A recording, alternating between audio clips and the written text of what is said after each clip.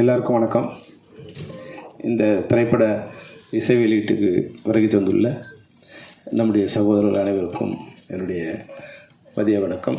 அதுபோன்று பத்திரிகையாளர்கள், ஊடகவியலாளர்கள், நண்பர்கள் அனைவருக்கும் மதிய வணக்கம். ஒருவேளை நான் திருமலை பேசுறதுக்கு முன்னாடி பேசிட்டு போயிருக்கலாம்னு நினச்சேன். நான் ஆக்சுவலாக வீட்டில் ஒரு சின்ன ஃபங்க்ஷன் நடந்துட்டு இருந்து திருமலை ஃபோன் மேலே ஃபோன் பண்ணிட்டே இருந்தார். அப்புறம் வரலன்னா டைரக்டர் யூனியனே கழிச்சிடுவார்னு சொல்லி பயத்தில் நான் வந்துட்டு போயிடலான்னு வந்தேன். ஒரு ஃப்ரெண்ட்லியாக சொன்னேன். உண்மையாக அந்த ட்ரைலரை பார்க்கும்போது அந்த இயக்குனர் புதுசாக ஒரு ஃப்ரெஷ்ஷாக வர மாதிரி அது நம்மளோட கஷ்டம் எந்த திரைப்படமும் கஷ்டம் இல்லாமல் வந்ததே இல்லை. அதுக்கு தான் அந்த முன்னாடி நம்ம படத்தோட ரிலீஸே டெலிவரி ஆகிடுச்சு. டெலிவரி எவ்வளோ கஷ்டமோ அதுபோல் ஒவ்வொரு திரைப்படமும் அந்தந்த காலகட்டத்துக்கு சிரமமாக தான் இருந்துச்சு. முதல்ல வரும்போது அழகுபெருமாள் பேசினார், டைரக்டர் எவ்வளோ கஷ்டம். ஏன்னா ஒரு படம் ப்ரொடியூஸ் பண்ணலான்னு நினைக்கிறேன் அவர் அதனால் எவ்வளோ டைரக்டர் கஷ்டம். படகோபி வந்தார், ஒரு ப்ரொடியூசருக்கு எவ்வளோ கஷ்டம். அவர் டைரக்ட் பண்ணல, அதனால் டைரக்டரோட கஷ்டம் அவருக்கு தெரியாது. ப்ரொடியூஸ் பண்ணுறது எவ்வளோ கஷ்டம்னு உண்மையில கஷ்டம் தான். திரைப்படத்துறை நம்ம ஜாலியாக மகிழ்ச்சியாக படம் பார்த்துட்டு போகிறோம். இந்த திரைப்படத்தை உருவாக்குறது ஒரு 400-500 பேரை எல்லோரும் ஆர்கனைஸ் பண்ணி அந்த படத்தை ஒரு ப்ராஜெக்ட் பண்ணுறது ஒரு கஷ்டமான வேலை தான், இல்லைன்னு சொல்ல. ஆனால் அது கொஞ்சம் திறம்பட பண்ணால் இது போல் கஷ்டம் வராது. நிச்சயமாக இந்த படம் பார்த்தோம், நிச்சயமாக இந்த படம் ஒரு ஃப்ளரிஷாக இருக்குது, ஒரு சந்தோஷமாக இருக்குது. இப்போ இருக்கிற ஸ்க்ரீனுக்கு ஒரு டைட்டாக இருக்கிற இதுக்கு இந்த படம் ஒரு ஃபன்னாக ஒரு ஜாலியாக இருக்கும். அதனால் இந்த படம் நிச்சயமாக எல்லாரும் ஒரு ட்ரெய்லர் பார்க்கும்போது அதுதான் ஒரு சொத்துக்கு ஒரு பானைக்கு ஒரு சோறு பதங்கிற மாதிரி ஒரு ட்ரெய்லருங்கிறது நிச்சயமாக அந்த ஆடியன்ஸை திரைக்கு கொண்டு வர மாதிரியான ஒரு ட்ரெய்லராக இருக்கணும். ட்ரெய்லர் பார்க்கும்போது எனக்கு தெரிஞ்சது நிச்சயமாக இந்த படத்தை நானும் தேட்டரில் பார்க்கலாங்கிற ஒரு உணர்வை எனக்கு இந்த ட்ரெய்லர் கொண்டு வந்திருக்கு. அந்த வகையில் எவ்வளோ கஷ்டம் இருந்தாலும் சவுண்ட் ட்ராக் முன்னாடிலாம் ஃபிலிம் பக்கத்தில் சவுண்ட் ட்ராக் ஓடிட்டுருக்கோம். அது பக்கத்தில் இன்னொரு ட்ராக் போட்டால் டைரக்டரோட அழுகை கேட்டுகிட்டே இருக்கும். எல்லா ஃப்ரேம்லையும் டைரக்டரோட அழுகையும் இன்னொரு பக்கத்தில் போட்டால் ப்ரொடியூசரோட கேட்டுகிட்டே இருக்கும்.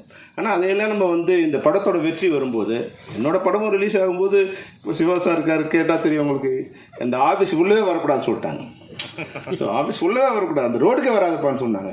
ஆனால் படம் ரிலீஸ் ஆன பிறகு மறுநாள் என் வீட்டு வாசலில் 3 கார் அவங்க கார் தான் நின்றுட்டு இருந்தது. என்னப்பா டைரக்டர் கூட்டுவாங்க அப்படின்னு. அதனால் இது ஒரு கணவன் மனைவி மாதிரி சண்டை தான். வெற்றி வரும்போது நம்மளுடைய எல்லா கவலைகளும் இதுவாகிடும். நாளைக்கு இந்த படம் வெற்றி ஆகும்போது இதே திருமலையும் அசோக் தோல்மலைக்கு கை போட்டு போவாங்கள, நிச்சயமாக நடக்கும். சினிமாவில் நடக்காதுங்கிறதுக்கு எதுவுமே இதுவும் இல்லை, எல்லாம் நடக்கும். ஆனால் நடக்கிறதுக்கு எது காரணமாக இருக்கும்னா வெற்றி ஒன்று தான் காரணமாக இருக்கும். இந்த திரைப்படத்தை பார்க்கும்போது அந்த சூழ்நிலை அமையக்கூடிய வாய்ப்பு இருக்குது. அடுத்த படம் வெற்றி அடையும் போது எல்லா கவலைகளையும் மறந்து திருமலையும் அசோக் செல்வனும் இணைந்து ஒரு திரைப்படத்தை இது நிச்சயமாக தயாரிக்கலாம். ஏன்னா எனக்கு திருமலையை ரொம்ப நல்லா தெரியும். ஒரு இமோஷனல் ஒரு கை, எல்லாத்துக்கும் ஏதோ நல்லது பண்ணணும்னு நினச்சிட்டு ஏதோ ஒரு முயற்சி பண்ணிகிட்டே இருப்பார். அதுபோல் நான் அசோக் செல்வனே ஒரு 2 தடவை சந்திச்சிருக்கேன். பேசும்போது ரொம்ப இனிமையாக, ரொம்ப அன்பாக, ரொம்ப நாகரிகமாக, ரொம்ப பண்போடு தான் பேசினார். ஒரு வகையில் என்ன இதுக்கு எந்த பிரச்சனையும் தெரியாது. எதுவாக இருந்தாலும் 1000 கஷ்டங்கள் இந்த திரைப்படத்தில் இருந்தாலும் திருமலை சொன்னதில் ஒரு பாயிண்ட் இருக்குது. அந்த படம் ரிலீஸ் ஆகும்போது எல்லாரும் சேர்ந்து அந்த படத்தை ப்ரொமோட் பண்ணணுங்கிறத ஒரு விதியாக வச்சுக்கணும். ஏன்னா இந்த படம் ஒரு படம் வெற்றி அடைந்தால் அதில் யாருக்கு முதல் லாபம்னா அதில் நடித்த நடிகர் நடிகை 2 பேருக்கும் அவங்க தான் 80% ஆஃப் லாபத்தை எடுத்துகிட்டு போயிருப்பாங்க. லாபங்கிறது நான் மானிட்டரி வைஸாக சொல்ல, அது ஃபேம் வைஸாக அதன் மூலம் அடுத்த படத்தில் கிடைக்க போகிற லாபம் வைஸாக 80% அவங்க எடுத்துகிட்டு போகிறாங்க. அப்புறம் ஒரு 10-15% டெக்னீஷியன் எடுத்துப்பாங்க.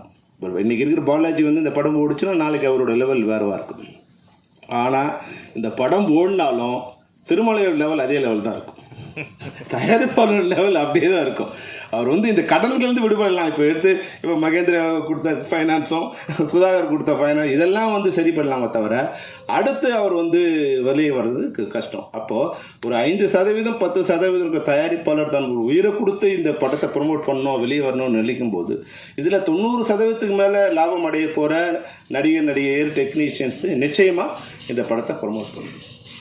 இன்னொரு விஷயம், இது பொது மேடையில் சொல்ல வேண்டிய விஷயம் இல்லைன்னா கூட இந்த பல விஷயங்களை இது போலீஸ்காரன் வந்து ஐயோ திருட்டு நடக்குதுன்னு வந்து ரோட்டில் கத்தினா எப்படி தவறோ, அது மாதிரி தயாரிப்பாளர் சங்கத்தில் வந்து ஒரு ஈசி மெம்பராக இருக்கிற திருமலை வந்து இங்கே வந்து பேசுறது வந்து தேவையில்லாத ஒன்று. அவரோட சங்கத்தில் உட்காந்து இவ்வளோ கஷ்டம் இருக்கு, இதெல்லாம் பண்ணணுமே நீங்கன்னு முதல்ல அங்கே தான் பேசணும். அதனால் இப்போ தயாரிப்பாளர் சங்கங்களோட செக்ரட்டரிகள் இங்கே இருக்காங்க. நாங்கள் வந்து அவங்களுக்கு வந்து ஒரு கண்ட்ரோல் அவங்ககிட்ட கொடுத்தோம். நாங்கள் என்னென்னா இப்போ கூட அதை ஒரு இது புரிஞ்சிக்கல. ஒரு திரைப்படம் நான் வந்து என்ன ஒரு நண்பர், என் நண்பரோட நண்பர் அவர், நான் திரைப்படங்கள் வரும்போது கொஞ்சம் பழக்கமானார். அவர் எனக்கு பிடிச்சிருந்தது. அவர் வந்து ஒரு நாள் என்கிட்ட வந்து சார் ஒரு 50,000 பணம் வாங்கணும் சார். என்னன்னு கேட்டேன். ஒரு பெட்டி கடை வைக்க போகிறோம் சார் அப்படின்னு. சரி ஓகே, அவர் எனக்கு பிடிச்சிருந்தது, நான் தரேன்னு சொன்னேன். நான் நாளைக்கு வந்து வாங்கிக்கணும். இல்லை சார் அவர் வந்து நான் ஒரு 3 months கழிச்சு வந்து வாங்கிக்கிறேன் அப்படின்னாரு. அப்போது அவர் சென்னையில் வந்து ஒரு 20-30 இடங்களில் வந்து அலைஞ்சி எங்கே கடை இருக்குது, எங்கே கடை வச்சா நல்லாயிருக்கும், எங்கே வாடகை கிடைக்கும், அதில் கன்சியூமர் எங்கே இருக்காங்க, இதையெல்லாம் இப்போ ஒரு 3 மாதம் இருந்துட்டு அப்புறம் வந்தார். அண்ணன் இந்த இடத்துல கடை வைக்கலான் இருக்கேன், வாடகை கொடுக்க போகிறேன், எல்லாத்தையும் செட் பண்ணிவிட்டு என்கிட்ட வந்து பணம் வாங்கினார். நான் அது வந்து அவருக்கு வந்து இனமாக தான் கொடுக்கணும்னு நினச்சேன். ஆனால் அவர் வந்து ஒரு 6-7 மாதத்தில் அந்த பணத்தை எனக்கு திருப்பி கொடுத்துட்டார். அப்போது 50,000 ரூபாய் முதலீடு வச்சு எடுக்க போகிற ஒரு பெட்டி கடை வைக்க போகிற ஒரு நபர் ஒரு 3 மாதம் பிளான் பண்ணி எப்படி வச்சா பண்ணணும்னு பிளான் பண்ணி அது 6 மாதத்தில் மொத்த அசலையும் கடனையும் கொண்டு வந்து திருப்பி கொடுக்க முடியுது. ஆனால் எல்லா கோடீஸ்வரம் தான் இன்றைக்கி தயாரிப்பாளர், எல்லா கோடீஸ்வரம் தான். கோடீஸ்வரம்னா கோடிக்கு கம்மியாக இன்றைக்கி எந்த திரைப்படமும் எடுக்க முடியறதில்லை. அப்போ பல கோடிகளை போட்டு படம் எடுக்கிற ஒரு தயாரிப்பாளர் எந்த அளவுக்கு திட்டமிடுதல் வேண்டும், இதுதான் இது திட்டமிடுதல் தான் நம்ம தயாரிப்பாளர்களுக்கும் இல்லை டெக்னீஷியன்ஸுக்கும் இல்லாத ஒன்றா இருக்குது. டெக்னீஷியன்ஸுக்கு இல்லைன்னா ஒன்றும் ஆக போகிறது இல்லை, அவங்க வந்து வெயிட் பண்ண போகிறாங்க. ஆனால் தயாரிப்பாளர் ஒரு நாளும் ஒரு நிமிடமும் அந்த பணத்துக்கு வட்டி கட்டிகிட்டே இருக்கணும். எந்த விடுமுறையும் இல்லாத ஒன்றே இந்த வட்டி தான். எந்த விடுமுறையும் கிடையாது. கொரோனாவுக்கு கூட அதுக்கு வட்டி கிடையாது, செத்தாலும் வட்டி கிடையாது, வாழ்ந்தாலும் வட்டி லீவே கிடையாது. அப்போ அவங்க வந்து இதை பிளான் பண்ணிக்கணும். அப்போ நாங்கள் தயாரிப்பாளர் சங்கத்துக்கு ஒரு வேண்டுகோள், ஒரு வழிமுறை சொன்னோம். ஐயா உங்ககிட்ட தயாரிப்பாளர் வராங்களா, எல்லாத்தையும் செக் பண்ணி யார் ஆர்டிஸ்ட்டு, யார் டைரக்டரு, எப்போ ஷெட்யூல் போகிறாங்க, ஷெட்யூல் டேட் வாங்கிட்டாங்களா, டைரக்டர் டேட் இருக்கா, ஆர்டிஸ்ட் டேட் இருக்கா, டெக்னீஷியன்ஸ் டேட்ஸ் இருக்கா, இதெல்லாம் கன்ஃபார்மாக எல்லா அக்ரிமெண்ட்டை வாங்கிங்க. ஏன்னா முன்னாடி திரைப்படங்களோட இது வந்து லட்சங்கள் இருந்தது, ஆயிரங்கள் இருந்தது. இன்றைக்கி கோடிகள் இருக்கும்போது நாணயம் வந்து கம்மியாயிடுச்சு. முன்னாடி ஒருத்தர் கூட பணம் வாங்கினா எஸ் நான் வாங்கினேன் சார் அப்படின்னு தான் சொல்லுவாங்க. எல்லாமே எழுத்தில் தான், எழுதலாமே எழுத்தில் இருக்காது, வாயில் தான் இருக்கும். ஆனால் ஒரே ஒருத்தர் கூட நான் பணம் வாங்கலன்னு சொன்னதே இல்லை. நான் திரைப்படங்களில் டைரக்டர் இருக்கிற வரைக்கும், தயாரிப்பாளர் இருக்க வரைக்கும். ஆனால் இப்போ வந்து எல்லாமே கோடிகள் ஆயிடுச்சு. நோன்னு சொன்னால் பல கோடிகள் நம்ம சேவ் ஆகலாம். அப்போது அக்ரிமெண்ட் வந்து ரொம்ப மஸ்ட்டு சார் அப்படின்னு சொல்லி நீங்கள் ஒரு தடவை ஒப்பந்தம், எல்லாருக்கும் உண்டான எழுத்துப்பூர்வமான ஒப்பந்தம், இதெல்லாம் சரி பண்ணிவிட்டு நீங்கள் இந்த படம் எல்லாம் சரியாக இருக்குது, நீங்கள் இதை வந்து படப்பிடிப்பு போகலாம் அப்படின்னு நீங்கள் ஒரு அனுமதி கொடுத்த பிறகு நாங்கள் படங்களுக்கு போகிறோம். ஏன்னா நாங்கள் ஒரு கண்ட்ரோலை வச்சுருக்கோம். திரைப்பட தொழிலாளர்கள் சம்மேளனங்கிறது ஒரு கண்ட்ரோல் ஒரு அமைப்பாக இருக்குது. எந்த ஒரு உறுப்பினரையும் எங்களால் அழைச்சி அவங்க கூட உட்காந்து டிஸ்கஸ் பண்ண முடியும், அவங்க தவறு செய்து அவங்க நடவடிக்கை எடுக்க முடியும். அது மாதிரி ஒரு அனுமதியை ஒரு வழியை அவங்களுக்கு கொடுத்தோம். அவங்க கடிதம் அனுப்புகிறாங்க. இப்போ வந்து சிவா அனுப்புகிறாரு, ராதாகிருஷ்ணன் அனுப்புகிறாரு. ஆனால் ஒன்றே இன்னைக்கு திருமலை வராரு, வந்துட்டு நாளைக்கு ஷூட்டிங்கு, இன்றைக்கி வந்து சார் எனக்கு லெட்டர் வேணும் சார், நீங்கள் லெட்டர் கொடுத்தா தான் ஷூட்டிங் வருவாங்க சார். எந்த விதமான சரிபார்ப்பும் இல்லாமல் திருமலை வருத்தப்படுவாரே. திருமலை அன்னைக்கு வருத்தப்பட்டால் பரவாயில்ல, இன்றைக்கி வருத்தப்படக்கூடாது. இன்றைக்கி திருமலை வருத்தப்படக்கூடாது. அப்போ நீங்கள் அவரை உட்கார வச்சு எல்லாம் சரி பண்ணி இதெல்லாம் இருக்கா. ஒரு இயக்குனர் 30 லட்சத்தில் படம் பண்ணது அண்ணன் படவா கோபி இருக்கார் இல்லையா, 30 லட்சத்தில் படம் பண்ணான்னு சொல்லி தான் அவரை கொண்டு வந்தாங்க. அந்த படம் முடியறதுக்கு 3 கோடி ஆகும்னு ஆரம்பித்த பிறகு தெரியுது. அதாவது அவர் 6 மாதத்தில் நல்ல வேலையாக அவர் அதுலேருந்து வெளியே வந்துட்டார். அதில் ஏதோ போட்ட வரைக்கும் லாபம் அப்படிங்கிறவர் வந்துட்டதால அவர் வந்து இன்றைக்கி ஒரு நன்றி சொல்கிறார். அப்போது எந்த திட்டமிடுதலும் இல்லை. அப்போ அந்த திட்டமிடுதல் இருந்தால் குறைச்சபட்சம் அந்த 4 கோடி இருக்கா, 4 கோடி உங்களால் ஃபைனான்ஸ் அரேஞ்ச் பண்ண முடியுமா, பண்ணிட்டீங்களா? ஏன்னா இன்றைக்கி ஒரு பைசா கூட யாரும் கடன் கொடுக்க தயாராக இல்லை. எப்படி மகேந்திர சிங் எப்படி கொடுக்குறாரு எனக்கு தெரியாது. இன்றைக்கி வந்து சிறிய படங்களுக்கு ஒரு பைசா கடன் கொடுக்க யாரும் தயாராக இல்லை. அப்போ அந்த ஃபைனான்ஸ் எல்லாம் ரெடி பண்ணிட்டீங்களா, காஸ்ட்லாம் ரெடி பண்ணிட்டு இதெல்லாம் ரெடியாக இருக்குது. இந்த டேட்டில் ஏன் ஷூட்டிங் நடக்கலை? இப்போ உங்கள்கிட்ட ஒரு செக் ஒரு டைம் கொடுத்துட்டு 6 மாதத்தில் படம் முடிக்கிறோன்னா 30 நாள் உங்களுக்கு ஷூட்டிங் இருக்குன்னா ஏன் 30 நாள் ஷூட்டிங் நடக்கலை? டைரக்டர் சரியில்லையா, இல்லை ஆர்டிஸ்ட் வரலையா அப்படிங்கிறத வந்து செக் பண்ணக்கூடிய அதிகாரமும் அமைப்பு முறையும் தயாரிப்பாளர் சங்கத்துக்கு இருந்ததுன்னா இந்த மாதிரியான புலம்பல்கள் இந்த மேடைகளில் இருக்காது. தயவுசெய்து தயாரிப்பாளர் சங்கங்கள் ஒன்றிணைந்து இந்த வழியை நீங்கள் கொண்டு வந்தீங்கன்னா 100% நீங்கள் கவலைப்பட வேண்டிய அவசியமே இல்லை. நீங்கள் யாருக்கிட்டே போக வேண்டிய அவசியம் இல்லை. அவங்க எவ்வளோ பெரிய ஆளாக இருந்தாலும் உங்களை மீறி இங்கே படம் நடக்காது. இந்த உத்தரவாதத்தை நான் அந்த மேடையிலும் கொடுக்குறேன், அங்கேயும் கொடுப்பேன், எப்பவும் கொடுப்பேன். ஆனால் நீங்கள் அவங்கள பகைச்சிக்கூடாதுன்னு நினைக்கிறீங்க. தயாரிப்பாளர்கிட்ட இதெல்லாம் கேட்டால் எப்படி? ஏன் ஒரு அமைப்பு நாங்கள் கேட்குறோம், நாங்கள் ஒரு டெக்னீஷியன் ஷூட்டிங் என்ன எல்லாத்தையும் இன்றைக்கி 23 படத்தோட தங்கங்களோட ஷூட்டிங் எங்கேங்கிறது எனக்கு தெரியும். உட்காந்த இடத்துல என்னால் சொல்ல முடியும். இன்றைக்கி 60 ஷூட்டிங் நடக்குதுன்னா யார் யார் ஷூட்டிங் இருக்காங்க, எங்கெங்கே ஷூட்டிங் நடக்குது என்னால் சொல்ல முடியும். அது கொஞ்சம் கஷ்டம்தான். அதை ஸ்கீம் பண்ணி ஃபார்ம் பண்ணி கொண்டு போய் சேர்த்துட்டோம். அதுபோல் உங்களுக்கு பணம் வாங்குற சம்பளம் வாங்குற எங்களாலே இதெல்லாம் சொல்ல முடியும்னா, பணம் கொடுக்குற உங்களால் ஏன் அதை சொல்ல முடியாது? உங்களால் ஏன் யூனிட் ஆக முடியாது? பணம் வாங்குற சிண்டிகேட் பண்ணும்போது பணம் கொடுக்குற நீங்கள் ஏன் சிண்டிகேட் பண்ண முடியாது?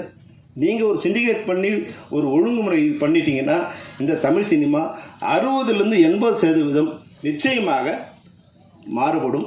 ஒரு வருமானம் வருகின்ற இன்னைக்கு திரைப்படங்கள் 100% வருமானம் வரத்துக்கு உண்டான வழி இருக்குது. ஆனால் வருமானம் வர வழியெல்லாம் அடைச்சிட்டு கடன் வர வழி மட்டும்தான் நீ தயாரிப்பாளர் இருக்குது. வருமானம் வருதுன்னா அது வேற யாருக்கோ போயிடுது. அந்த சேனல்லாம் வேற இடத்துக்கு போயிடுது.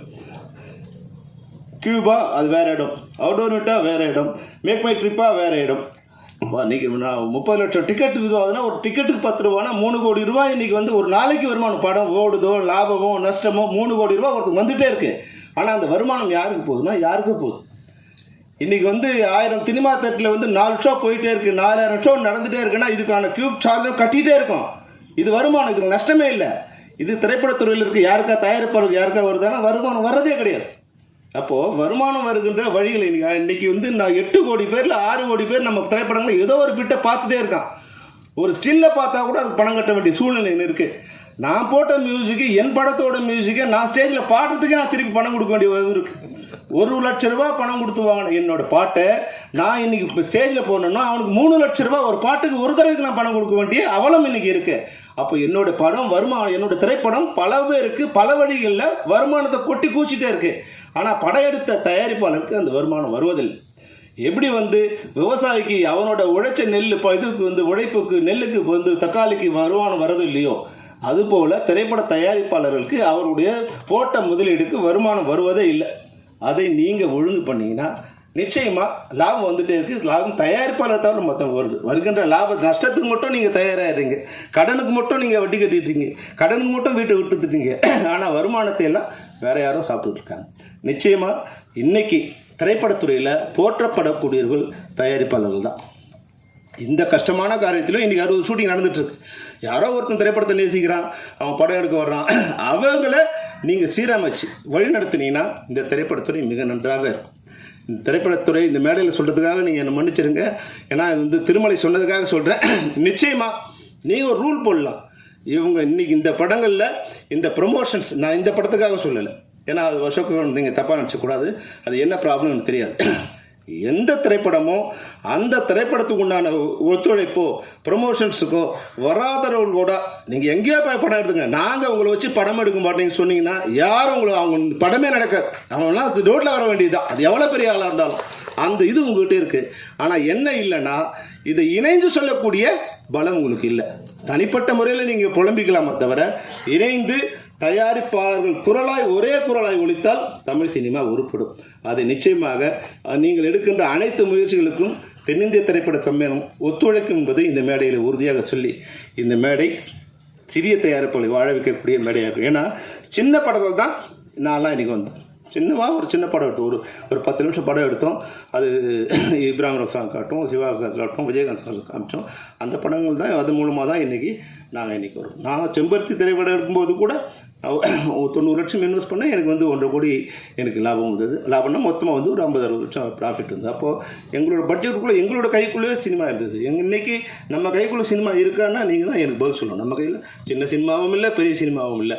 இன்றைக்கி திடீர்னு நம்ம பலூன் ஊதுறோம். பலூன் ஊதுறோன்னா அது விரிவடையுது. விரிவடைஞ்சோன்னா இதுதான் மொத்த உலகம்னு நினச்சிக்கிறோம். ஒரு தோல்விங்கிற ஒரு படம் மிகப்பெரிய படம் ஒரு 125 கோடி ஓடிடி வாங்குறான். அது புஷ்ஷுன்னு ஆகுது. அந்த பலூனில் ஒரு ஓட்டை போட்டால் வெடிச்சு போகிற மாதிரி புஷ்ஷுன்னு ஆனவுடனே ஓடிடி படத்தை வாங்க நிறுத்துறான். படங்கள் ஓட ஆரம்பித்த உடனே கொரோனா பீரியடில் ஓடிடிலாம் மிகப்பெரிய மார்க்கெட்டை வந்தோடனே நம்மக்கிட்ட இந்த 50 கோடி 100 கோடி இந்த படங்கள் 50 100 கோடி 200 கோடி படம் வாங்கின உடனே யாருக்கும் எந்த எந்த விதத்தில் நம்மளோட பட்ஜெட் அதுக்கு இன்க்ரீஸ் ஆச்சுங்கிறத நீங்கள் தான் யோசிக்கணும். அப்போ 100 கோடி பணம் 300 கோடிக்கு வியாபாரம் ஆகும்போது நீங்கள் 300 கோடிக்கு பண்ணீங்க. இப்போ ஓடிடி வாங்குறது இல்லை, சேட்டலைட் வாங்குறது இல்லை. அப்போ என்ன பண்ணணும்? ஓடிடிக்கு முன்னாடி என்ன ஸ்டேட்டஸ் இருக்கோ அந்த ஸ்டேட்டஸ் கொண்டு வரணும். அப்போ தான் வந்து திரைப்படங்களை உருவாக்க முடியும். அப்படி இருந்தால் தான் இன்றைக்கி திரைப்படங்களை நாங்கள் ஷூட்டிங்கே போக முடியும். இன்றைக்கி நீங்கள் என்ன வேணால் நினச்சிங்க, 6 மணிக்கு மேலே அந்த ப்ரொடியூசர் விட்ட சம்பளம் வாங்கும்போது எவ்வளோ கஷ்டமாக இருக்குன்னா அவ்வளோ கஷ்டமாக இருக்கும். கண்ணீர் விட்டு தான் அந்த தயாரிப்பாளர்கிட்ட பணம் வாங்க முடியாது. அவங்களால கொடுக்க முடியல, எங்களால் வாங்க முடியல. இந்த சிரமமான ஏன்னா தயாரிப்பாளர் நல்லா இருந்தால் தான் தொழிலாளர் நல்லா இருக்க முடியும்.